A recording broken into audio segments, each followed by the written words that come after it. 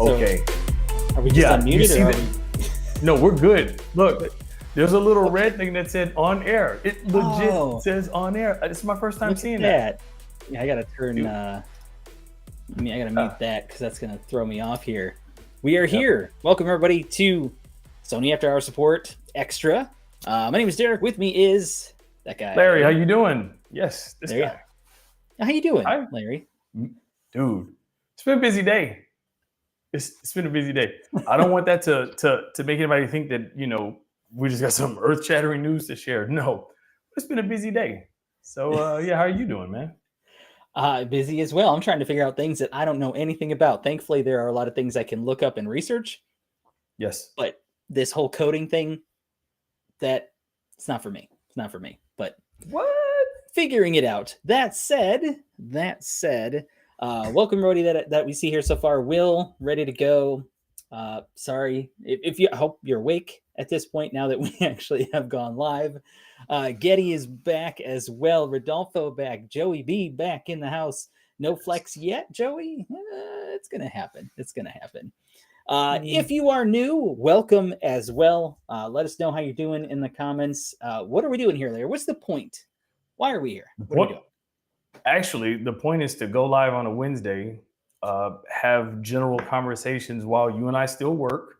What we do is we squeeze in a little bit of time in between conference calls just to hang out with a great community and also answer some tough questions and help anyone that needs any help with any of their Sony products. We are based in North America, specifically US. So sometimes your challenges may be region specific. We may not have answers, but we will always do the best. When I say we, I mean Derek. We'll always do the best we can to respond to emails and try to get a solution for your problems.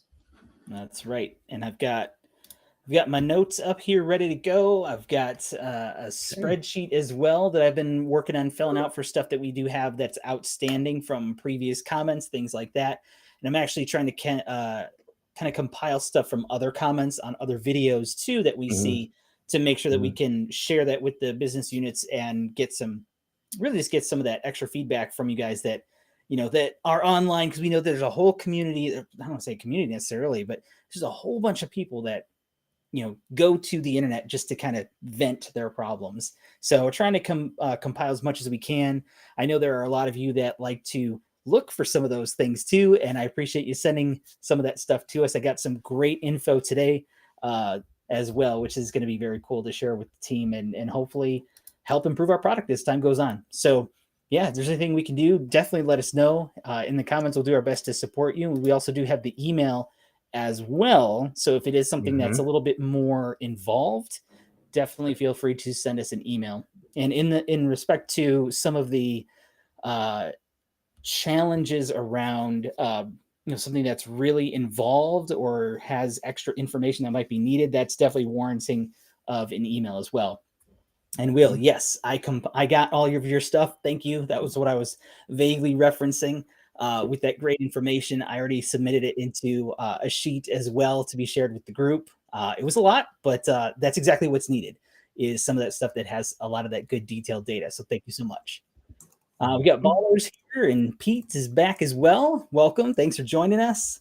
And let's see if there's any questions, definitely let us know. Let's see if we can have couple things here. The Audio Boy's back too.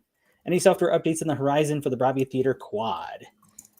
Well, here's the thing.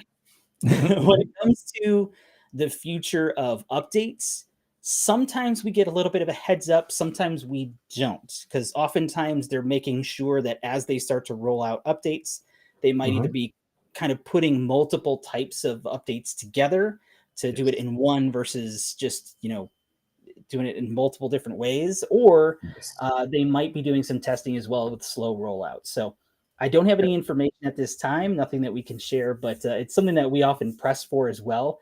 Whenever we talk to that team, be like, what's coming up? What can we share? So if there's something that can be shared, you're probably going to hear it here first if it exists. So. Yeah, that's a good point. So if I can ask, because I do have the quad, so I am really curious. Audio Boy, what are you looking for in a firmware update? I think it's kind of lame that I always follow that question up with the same question, but it also gives us some insight on what you're expecting or what you're hoping for by way of, I'll just say, improvements. So that may give us something to take to the engineers. I did fire off a quick message in our internal communications to see if we're aware of anything right now. But what would you like to see? I'd be curious to hear about that. If there's something specific you're looking for. That is a great question, actually, too, because I know oftentimes we do actually hear a lot of, when are we getting an update on this? When are we getting an update on that? What are you hoping for? That's something that we can also share if we have a lot of people that are requesting specific types of features or, addressing anything really. The more we can share, the better. And if they start to see, wait a minute, I've seen that over here. I've seen it over here. Wow, this actually seems to be a bigger thing or a bigger want or need that maybe they don't know about. So definitely keep sharing that stuff too. We'd love to see that stuff. If you are here, actually too, I want to add this as well. If you're watching this after the live, we will be monitoring the comments on that as well. So if you get any questions, feel free to throw it there as well. I do want to say though too, because I did see a comment from one recently, Larry, you missed this conversation I had with John, is we've had some technical issues kind of getting to some of the comments that we are working to address right now. So right now it is a lot of manual work to try to get to a lot of these comments, but we're going to do our best to keep up with that to help support all of you out there. And yes, Will. That is a good point because I played around. I gave my feeble attempt at answering comments yesterday.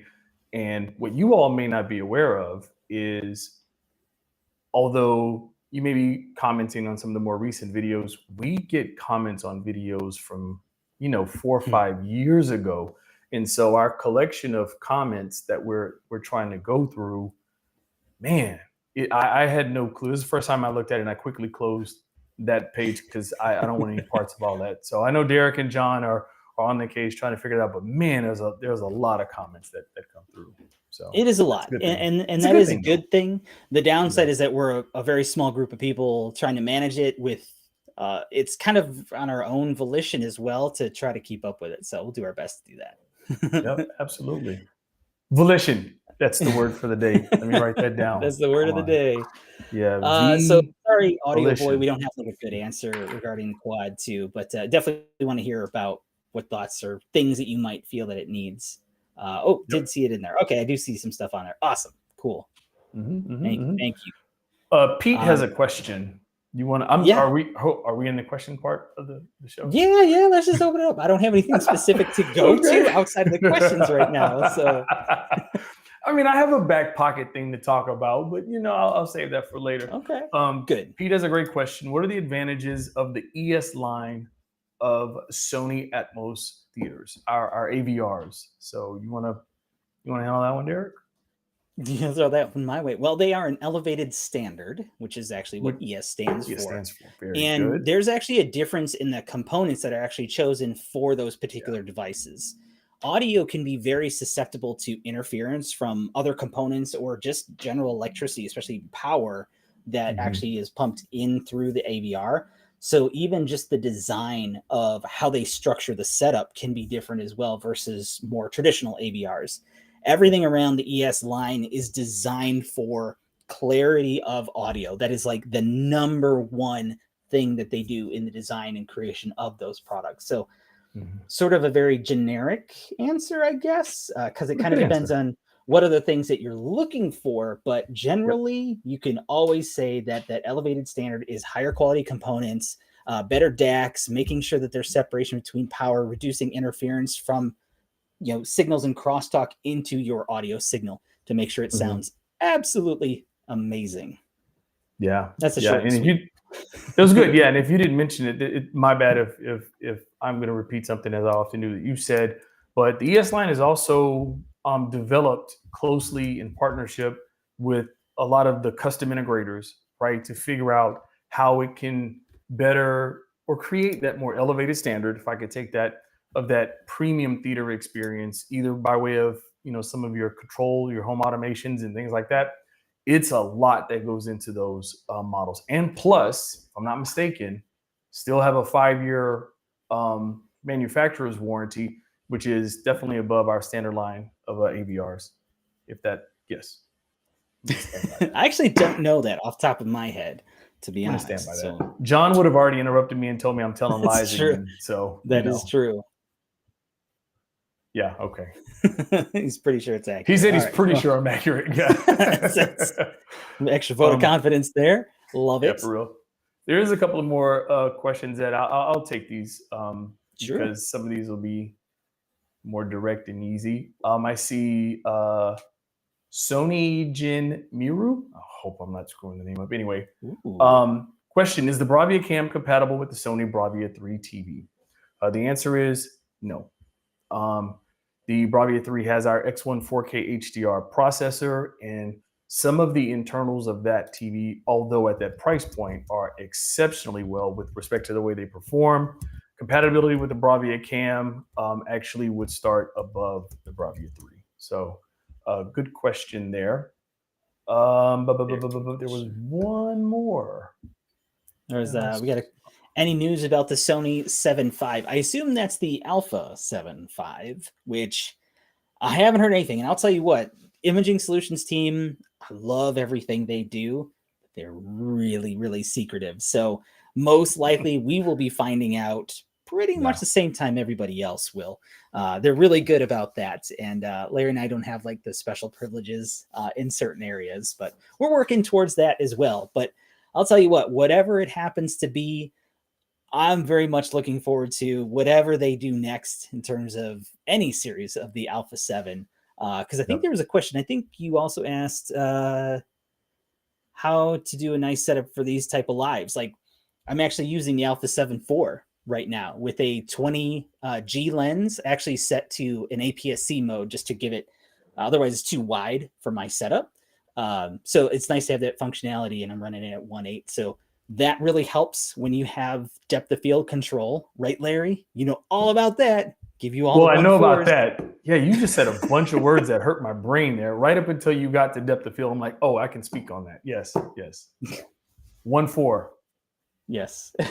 So yeah, I mean, as far as like otherwise, in order to get like a nice looking setup, you do need a good camera, a good solid camera. My opinion, a lot of it comes from the actual lens itself. That depth of field is what really makes the background really soft. And even doing something like this, like it's focused on me. That's what's so great about our cameras is that quick autofocus and the eye tracking. So it's able to lock onto me super, super easy. And then good lighting. My lighting is okay. I have daylight out of a window, which is great, which is always going to look good. And then I have a lamp over here that I try to get close to the color temperature. It's pretty similar, but yeah, good lighting, but you got to have a great lens and a good camera as well. It's really kind of the main components of it, at least to get you started. Yep, very good. I want to circle back. Audio Boy responded regarding further enhancements to the 360 spatial sound mapping demo. It already sounds amazing and insane, but a little more push would be nice. I get it. But can I just, here's a crazy thing. God, I wish I could remember the settings I was messing around with. I'll find them in a second. But I probably annoyed Derek and John either yesterday or the day before because I went down this rabbit hole of IMAX enhanced sound with IMAX enhanced sound with DTSX. Hey, That's an everyday. Bother us every day. But to be fair though, why did you go down that rabbit hole? Because there was a question regarding DTSX. About it. Yeah, what was it? What was dialogue control? What was it? Dialogue control, right? Which we're about 90% comfortable with an answer that I don't know. I know you've already sent it out. Yeah, I mean that's everything we could find. So yeah. But anyway, so I was playing around with the settings, and if you do not with the come on, turn man. my cell phone off. Wow, I'm a rookie.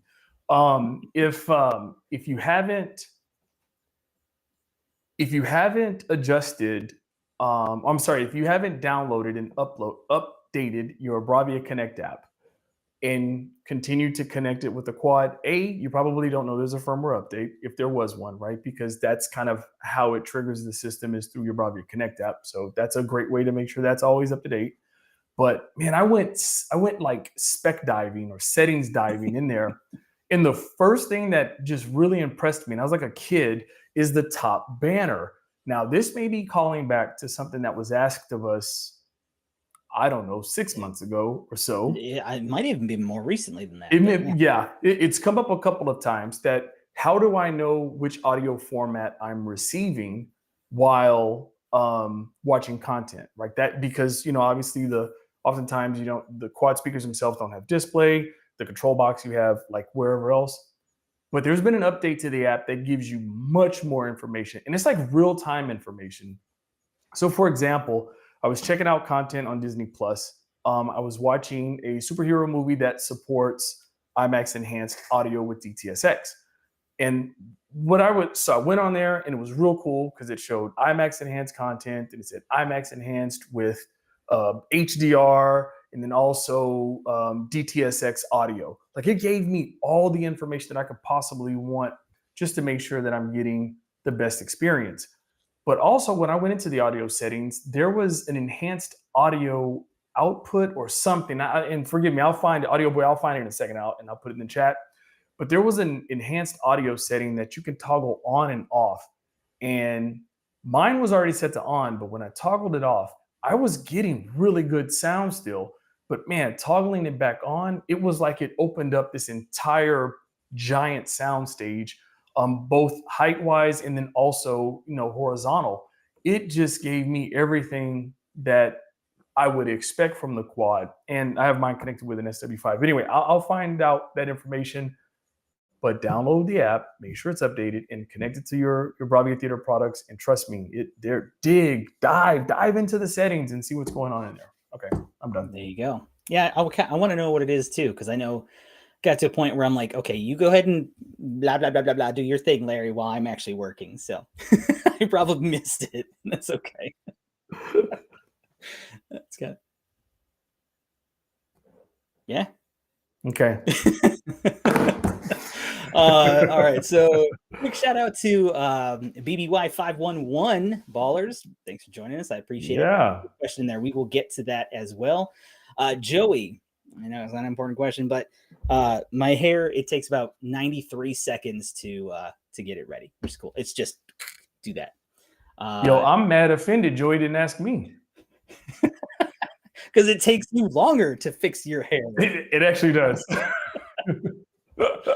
Oh man, I love it. It's take me a while. Anyway. There's a couple of comments here too about STE back with us. Good to have you back as well. About Afila, I had not heard that. Joey B kind of giving some context, so thank you guys. I am actually not aware of that, being that's part of what's the correct term? Sony Honda Mobility. It's actually kind of very separated from us as far as what we do. So not really into the loop there, unfortunately. But thank you, Joey, for kind of sharing that. I was not aware.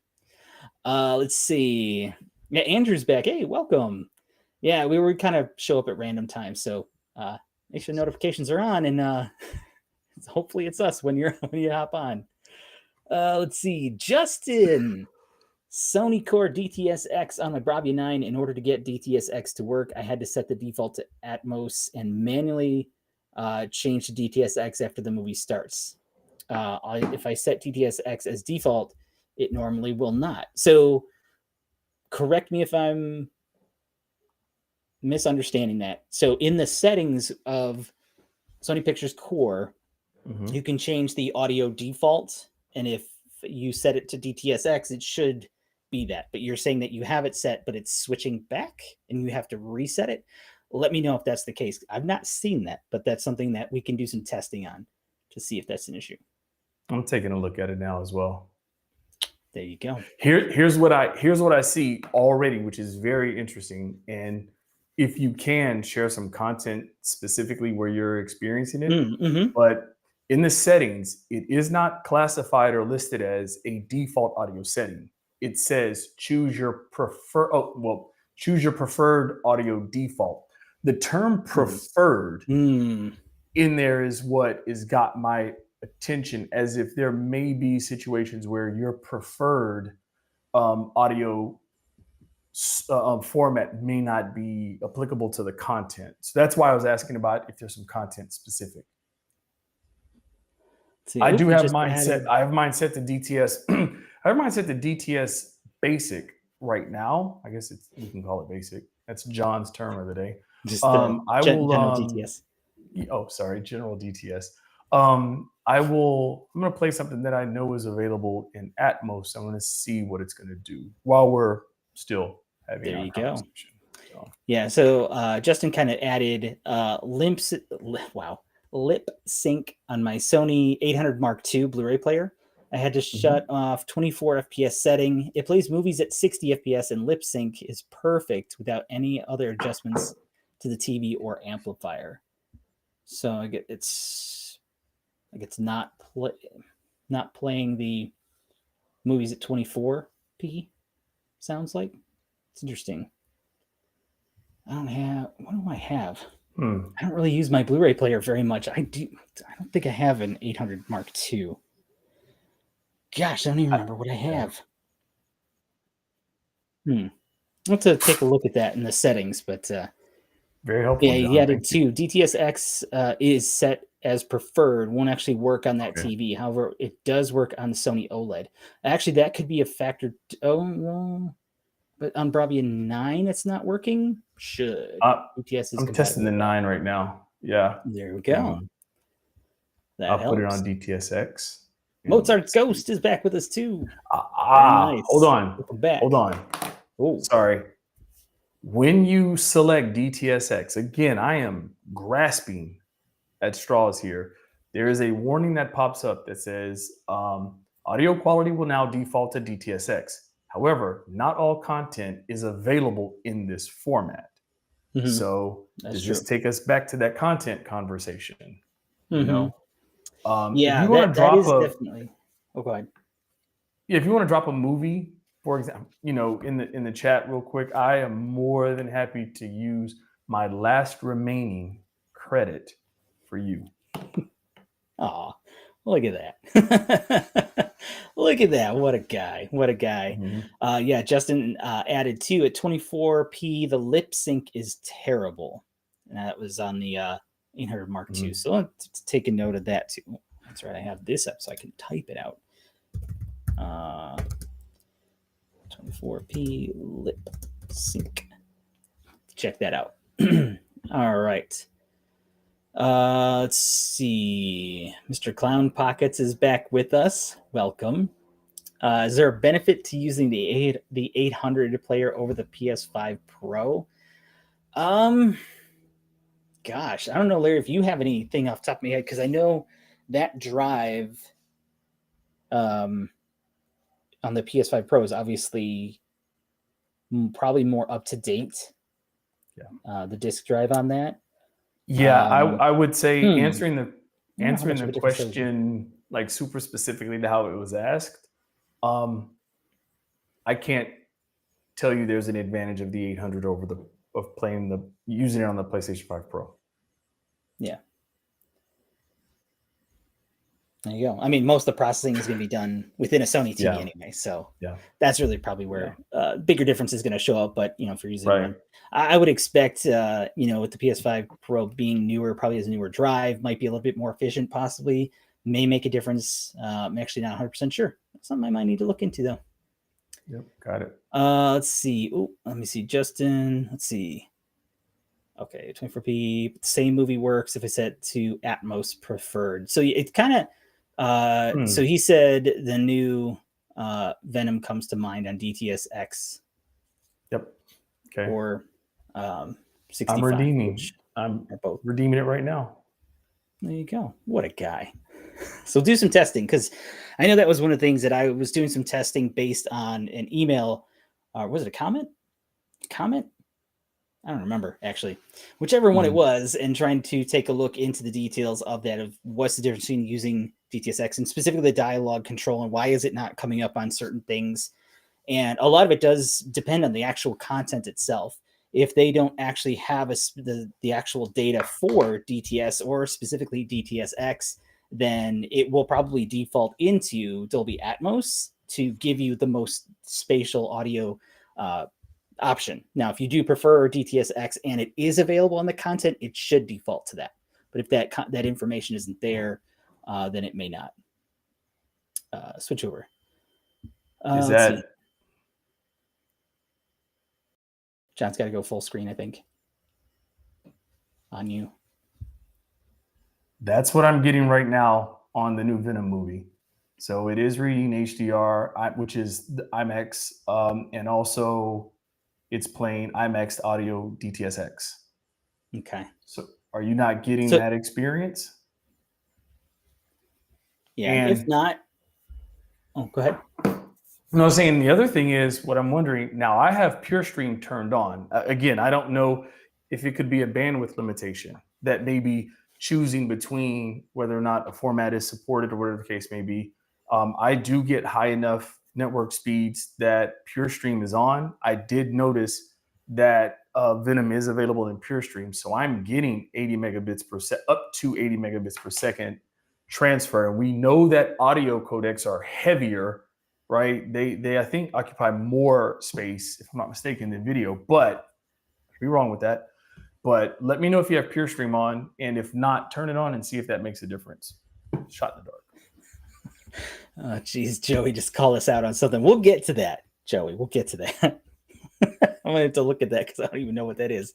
But I do want to go back because I want to try to make sure we've been going back and forth. But yeah, Justin, I would also check too if in the main settings of Sony Pictures Core app there is an audio settings that you can set your default. So just double check that it is set to DTS X as well, or DTS version, and see if that makes a difference too. But definitely let us know.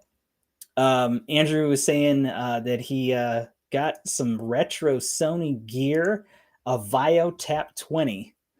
He says, what a strange device. Okay. Yeah. That's awesome. Hey, that was a great device. Okay. All right. You have one in your kitchen, still has John? his. Okay. That's awesome. All right. Gesture control. That's, yeah. John, you got to remember they can't hear you still. So you have valid input. So consider a microphone next time. Oh, you do have one set up. Just saying. So Andrew did follow up on a more modern note. I'm no gamer, but I do like a good mouse. Is it worth looking at the new InZone one, or is that overkill for general use? Now I'm gonna put on my neutral hat here and say this. It does have specific design. Like, it is designed to be used in the gaming world, if you will. However, a good mouse that is accurate with how it moves can always be very beneficial. I am not a mouse aficionado, and I have not used it myself. I kind of go, honestly, pretty generic myself. I would say that it's worth looking into. At least, but I wouldn't say that I could necessarily recommend it if you're just using a traditional general mouse. If anything, you might want to focus on the most ergonomic option, something to consider though too, but I don't want to downplay what we offer. We have great technology, but I don't want to push something on somebody that it's maybe not in their best interest, to be completely fair. But hopefully I can get a chance to get my hand on one, check it out. So good question, though. Let's see. Sony Jinmiru. Will the next lineup of Bravia TVs come out soon? I don't know. Stick with us and we'll see. Let's see. Soon as a concept of time is sort of subjective, right? Yeah. Relative to that's what whatever you're referring to. Yeah. All right, Joey B, I got to look this thing up. I don't even know what this is. SLV 688 HF. It's a video cassette recorder. Wow. Yeah. Man, Joey B pulled out the what's in the name too, like trying to call us out. I don't know. You got a graphic? What do you got there, John? I wasn't paying attention. I'm sorry. I know I'm late, but my bad. I wasn't. There you go. I don't know. I'm not actually sure on that one. We're gonna have to revisit that, I think. I apologize. I feel like I've let you down. You're doing some research. Okay. All right. Let's see. What else do we have here? Mr. Clown Pocket says we need mic'd up John for sure. John, see, something to think about. Let's see. Let's see. Mozart's Ghost kind of talking about the shape and comfort is most important thing for a mouse, in my opinion. I agree with that, especially if it's not really specifically for gaming. They definitely look for specific features for sure. Vedant is back. Welcome back. And I just saw Just Fraser pop in too. Welcome, both of you as well. Let's see. Vedant saying, I think the volume buttons should have the ability to long press to change the volume instead of tapping each time on Bravia Connect. Maybe with haptics. By the way, hi. Hello.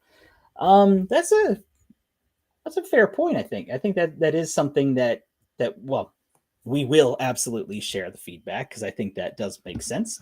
I don't know what limitations there would be, but noting it now.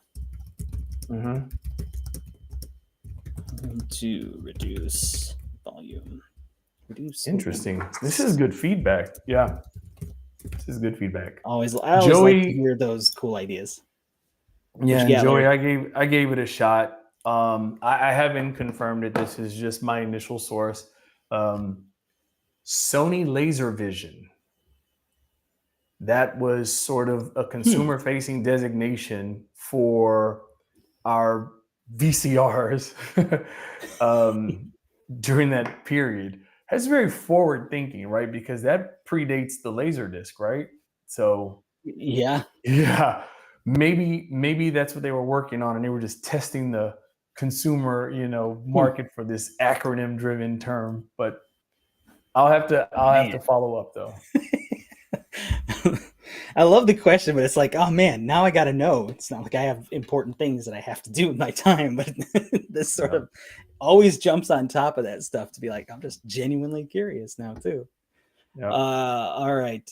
Just Fraser, future request for future for motion flow. Can the smoothness scale be increased from 3 to 5 to offer more gradual steps? Noting that. Because that is one of those things that when it comes to motion, people are so they're sensitive to it in different ways. And I think I've mentioned it on this on the live before, because I will never forget this moment. I was working in a store. Customer asked the difference between 60 hertz and 120 hertz. And we had like the perfect demo on our display. I'm like, hey, well, I'm not going to tell you. Let me just show you just to see how sensitive he was to the difference. And it's like, in my vision and many people's as well, it's like, oh my God, massive difference. And he looked at it for a minute. He said, I don't see the difference. Okay, let me play it again, but I'm going to tell you what you should be looking at. Look at the foreground here. Look at the background here. You see more of this judder. And played it again. He's like, I still don't see it. So I did another clip. Same thing, just didn't see it. So like, all right, well, honestly, for you, because you were clearly not sensitive to motion issues, you can go either way because you're not going to have a problem with it. And he refused to accept that as an answer and needed to see the difference. So over the course of like 45 minutes to an hour of showing him all these different clips, like pointing out, like, look at this one has this little bit of judder that's 60 hertz versus the one that's 120. You never saw the difference. So, but anyway, purpose of that story, of course, being that people are sensitive to it in different ways. So I think that's a very cool idea to see if we can add additional levels for people to kind of fine tune exactly how they want it. Cool. I love it. Let's see. Andrew says he's looking for a good VHS recorder. Can we get an after hours support official recommendation? Do we? Unless you plan on picking up a gently used, unless you plan on picking up a gently used Sony. Nah, I wish I could. I don't have like a model number off the top of my head that I could reference in that case, unfortunately. Yeah, Joey V, let's see. I'm going to pick up transfer old VHS digital DVD. Okay. Hey, you do you, man. I love it. Some of that retro stuff is good. I'll never forget the old VHS quality. I think it's really cool. Let's see. Vedant, what is the ideal sound field setting? 360 spatial, Dolby speaker, virtualizer, or DTS Neural X? You know, it's interesting as I was looking in the app and seeing some of these different settings, and I have not done a test to get sort of my personal preferences. I don't know, Larry, if you have done some testing on that. I have some general thoughts, but you haven't either. Okay. So what I would recommend, of course, especially when it comes to audio, try the different settings and see what you like. Audio, again, is very, very subjective for so many people. Some people like a little bit more boominess in the bass. Some people like more focus on the mid-high frequencies. Some people are very sensitive to spatial sound. It's really personal preference. My gut goes towards 360 spatial sound mapping because it is going to take into account the acoustics of your particular space. Do you have hard floors, low ceilings, tons of soft furniture and curtains and stuff that will dampen the sound? That's going to change the characteristics and spatial perspective of your audio. That will take that into account. The other ones don't necessarily do that. They are kind of processing sort of what that signal is and utilizing the existing speakers, whatever you happen to have, to push that out using what it is. So I would try it and see. And actually, if you don't mind, let us know. I'm going to try to spend some time this weekend to check that out for myself and kind of see what I can experience with it. Love that. Sorry, I was reading. I'm listening to you, Derek, but I was just reading. Well, I'm done speaking. Okay. I know. It's okay. Like awkward silence. It was. So, because I'm reading as well. What you got? Yeah, I was just looking at that one. Yeah, I was going to lean heavy into that, but Derek, since you're already looking at it, go ahead, man. I'll let you take it. Let's see. Thinking and replace 2470 and 7200 to just a 50 to 150 f2. Thinking in a compact and travel accommodation option. I also own just one body now. Any suggestions? I mean that John saying, "Oh yeah, all yes."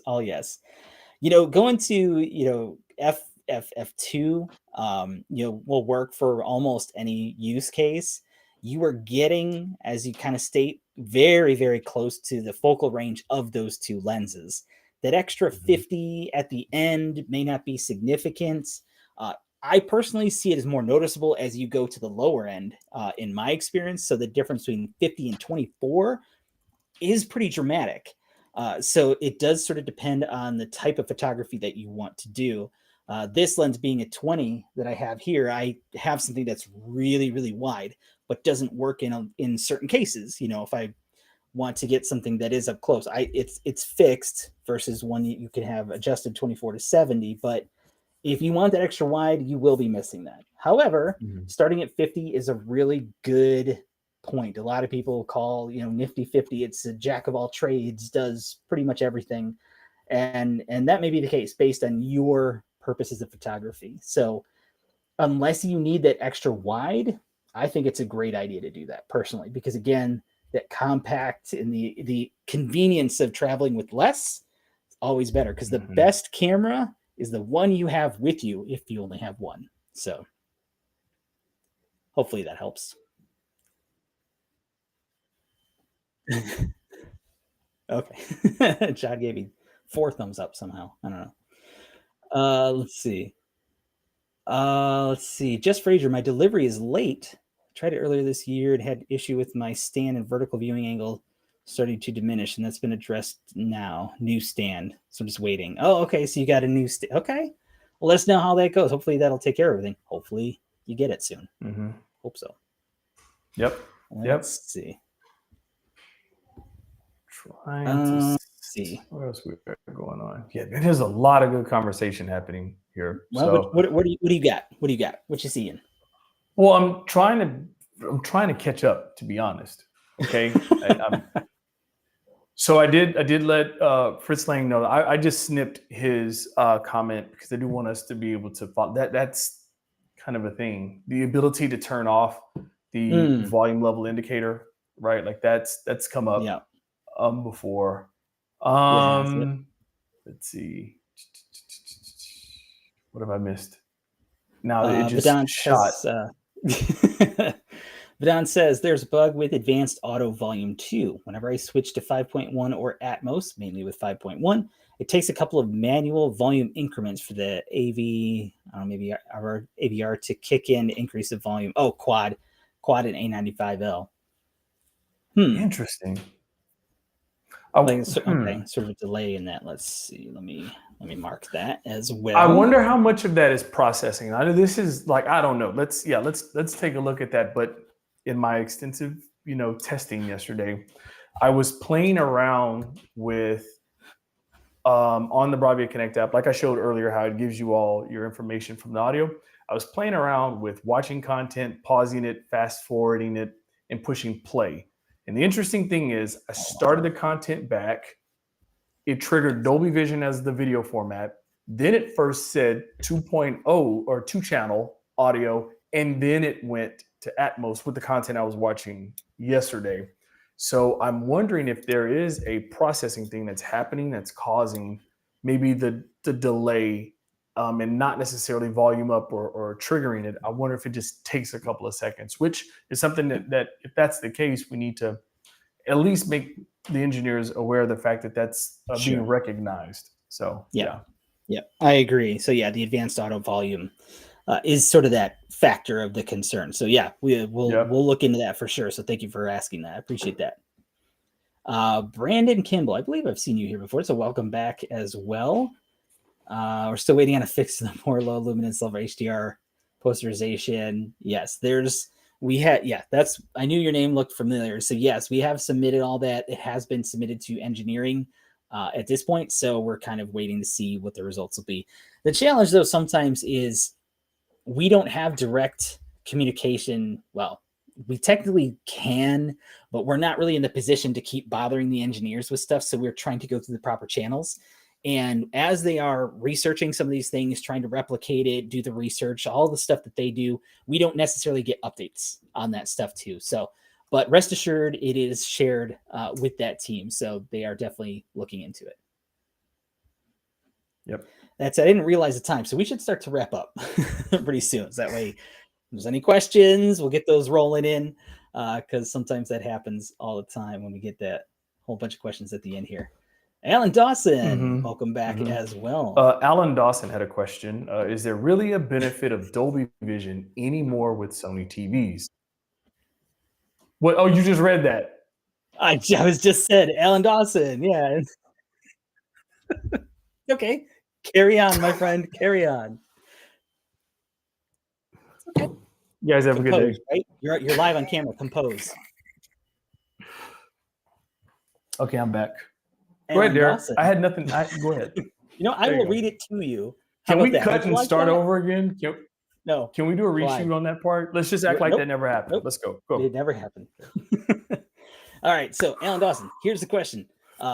Is there really a benefit of Dolby Vision anymore with Sony TVs? Wouldn't the TV do a better job of dealing with the metadata? Larry, I will let you answer the question if you like. Dude, I'm so embarrassed right now. I don't know if I can. No. Hey, man, it's go. I'm speculating, sort of. There may have been a time in the past, possibly, right? But with the advancements, not just of Dolby Vision as a format, but the advancements of the camera equipment that's capturing Dolby Vision natively, I think that the implementation of having the ability to read that metadata on our TVs absolutely makes it valuable to support Dolby Vision. I think it's not to say that our processing and our dynamic metadata that we apply to non-Dolby Vision content is not spectacular, but I think at this point, when you have sort of native capture and like perfectly tuned delivery with respect to that metadata, I think it is the best scenario. So I'm happy that we're continuing to support Dolby Vision or have Dolby Vision as a part of the formats we support. I still think it's crazy that not all manufacturers do, for the record. But I'm all about it.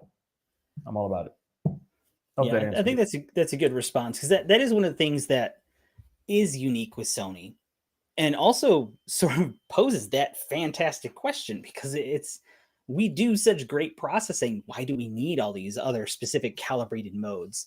And if you really look into, well, I mean, I don't know if you can, because it's well beyond, but like the super, super fine details that people might be measuring in luminance and white points and color levels and all this stuff that you technically can measure, we're probably extremely close, no matter what content it is, to what would be a mastered version to give the best results.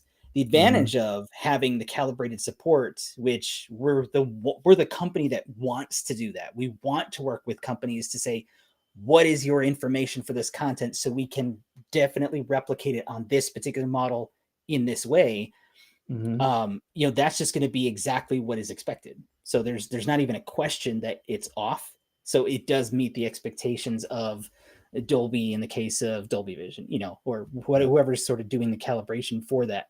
It's all certified stuff. So it is all approved by those companies. So yeah, we're probably getting really, really close no matter what. But, the exact 1-to-1 is always going to be better. Now, is it leaps and bounds for us?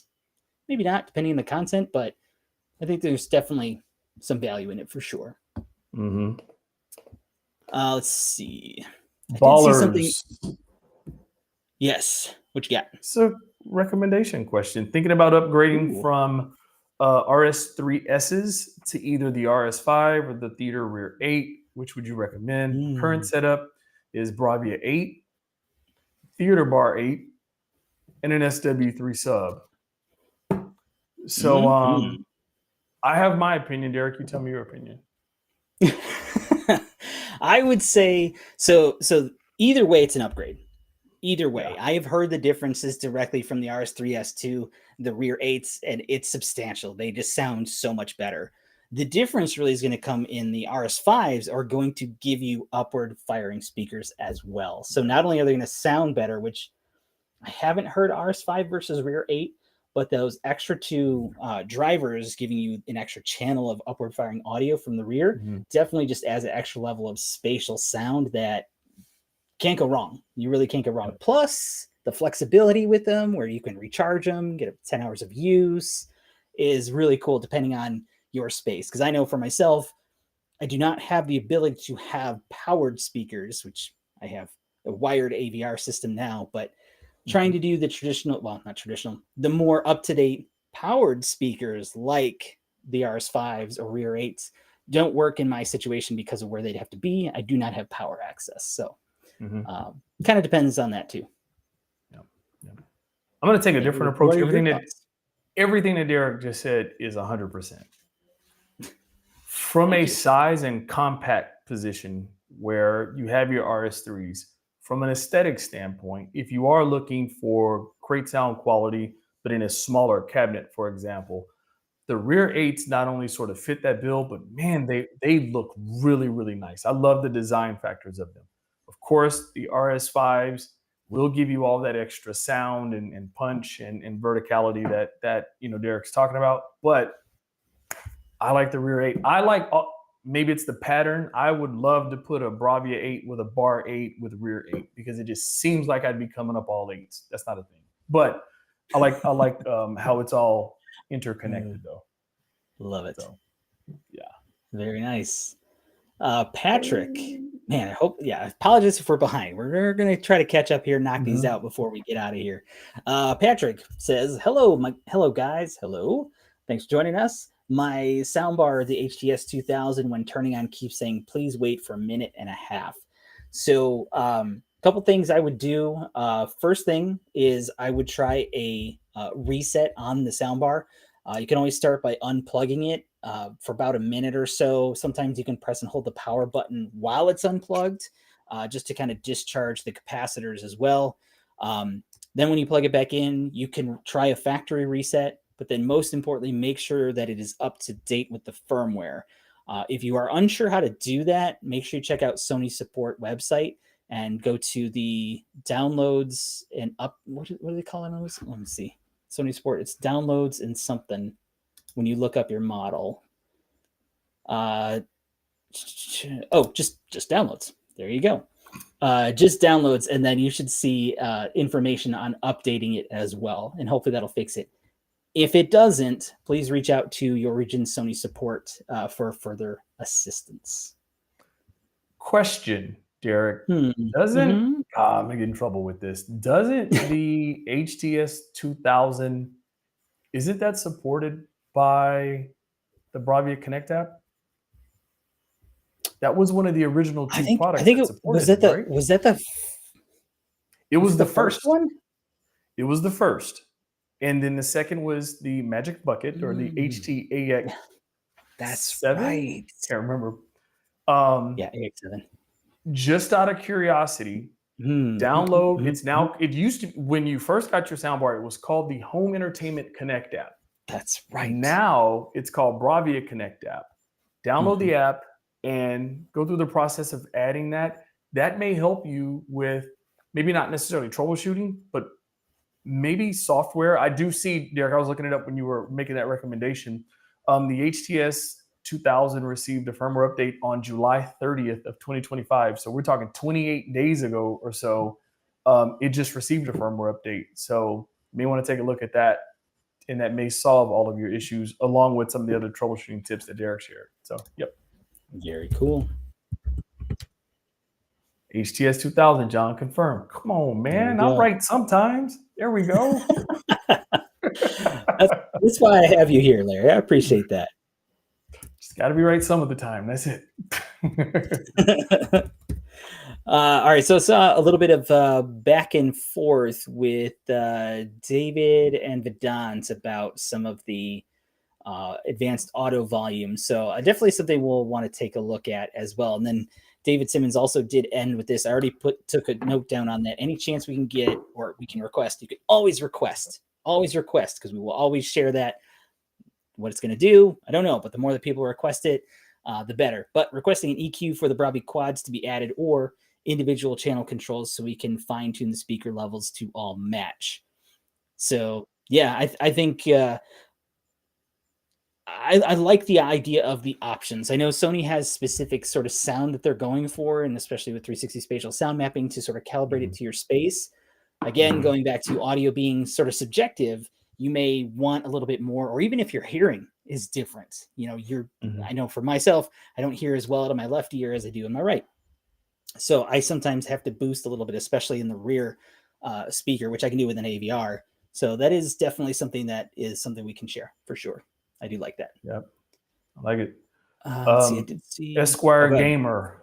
Yep. Mhm. Owner of the Bar 9 with the 5S for rears/sub. Almost picked up the quad over the weekend, fell into a YouTube review video spiral saying the quad is much better than the Bar 9. Am I good with the Bar 9? Ooh. I got to tell you. So, okay, here we go. I kind of was in the same situation when I first got a chance to listen to them in the same sound treated room, and I was torn.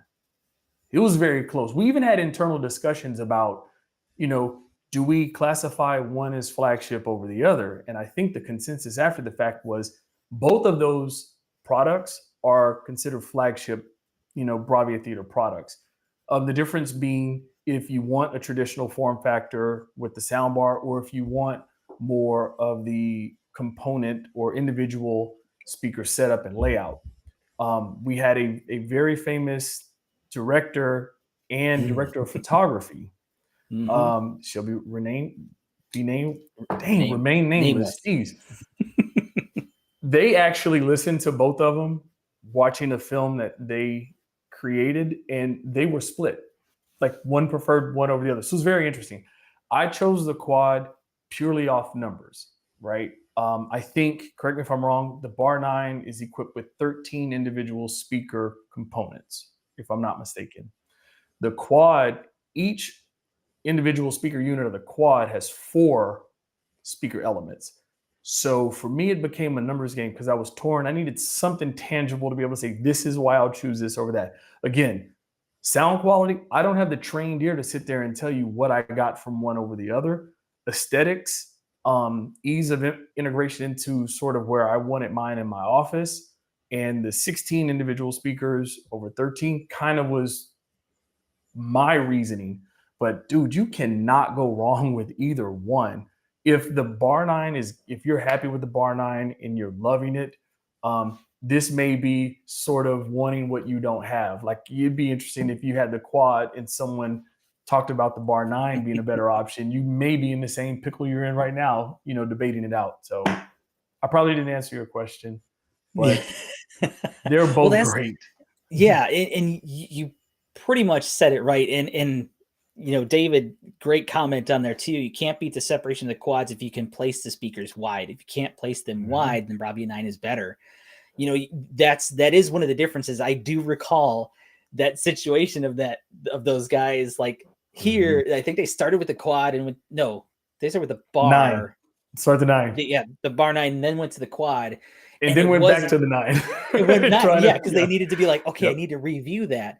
There's a little bit of a different presence too. Like it is much more centrally focused, having the bar in front, depending on how close you are to it as well. The RS5s are great rears, but yeah, you'll get more of a sense of space if you have the room with the quad. So if you have that preference of I want space in my sound, quad might be more of the way to consider.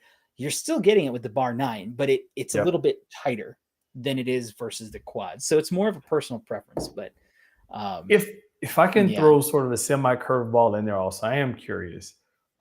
Esquire Gamer, which TV do you have it connected to? I want to ask that question. Actors. And also, Derek, to your point, room layout for me plays a part. So if you're, for example, if you're in a room that does not have sidewalls with respect to the bar's placement, then you may not be getting that horizontal reflection that you're looking for. And in that situation, the quads might be a better option.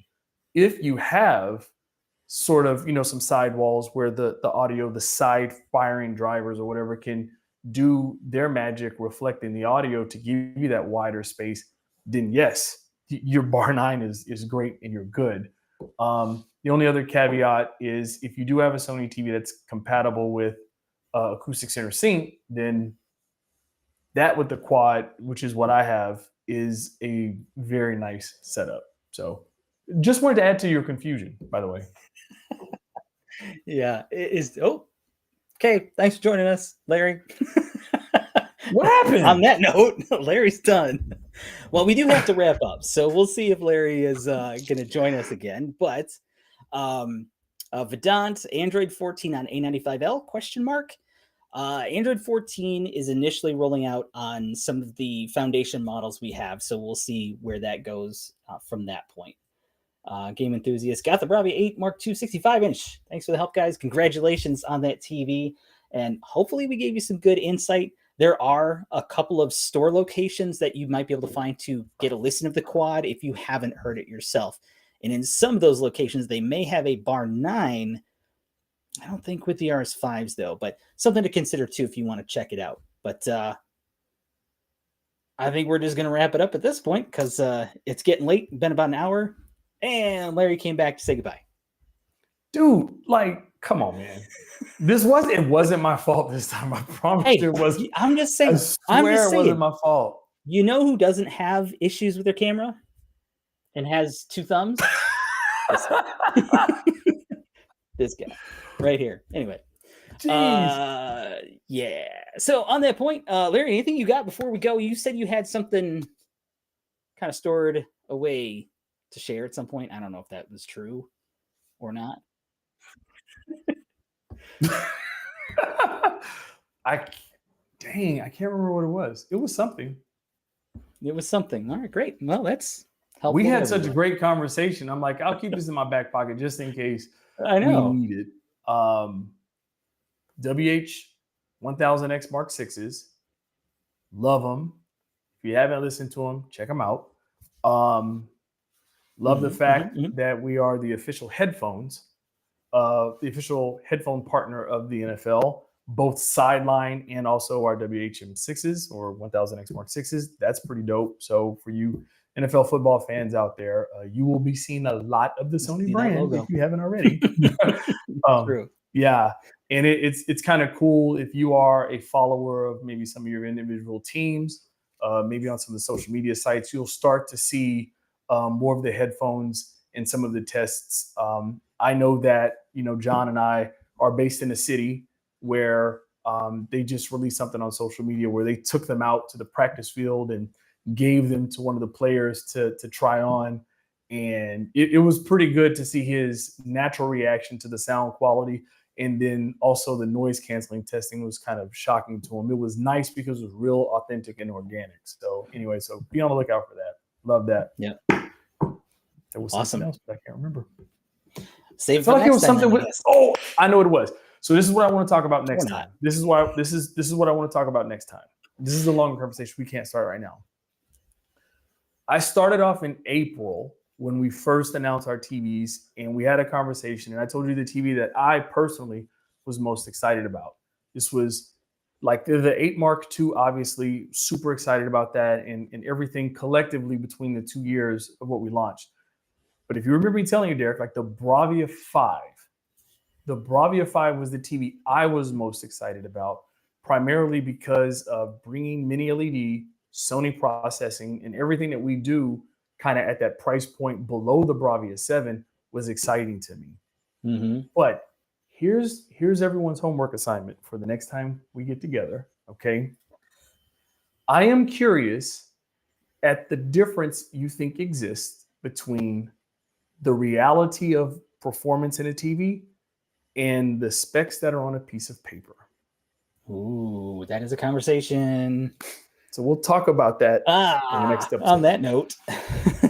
Did it die again? What? No, Oh, no, you're good. You're still there. Like, did the camera die like it's plugged in? Okay. No, kind of like set this up. Yeah, because like we got people that are like, all right, peace out, see ya, and you're just you're just going. No, it's good. Well, but more. that is an interesting conversation that I definitely would like to talk about next time too. So write it down because I know I will not remember it. But that said, we're going to get out of here. Still got a ton to do. Oh, yep. I need to stay logged into this thing because that could be a problem. Okay, we're good. So on that note, thank you all for being here with us. If you're not subscribed, always helpful to see that too. Likes are always good too. So we can continue to tell our bosses that we do have value in doing this. We will absolutely compile and share all of the feedback. It's a big manual process, but I'm committed. As much, or I should say, as little fun as it is, I'm not going to lie, I am going to do it because I think this is a great way for us to share this feedback in a different sort of way. So definitely all about that. That said, hopefully join us next time. You want to help me? That's okay if you do. I think we need to bring somebody else on. I'm not going to lie. I need some help. Yes. Yeah. That said, thank you, Larry, for joining. John, thank you for supporting as well. Thank you all for being here. Be well, be good to each other. Take care of yourselves. Have a good weekend. And we'll see you next time. Peace. Take care, guys. See you.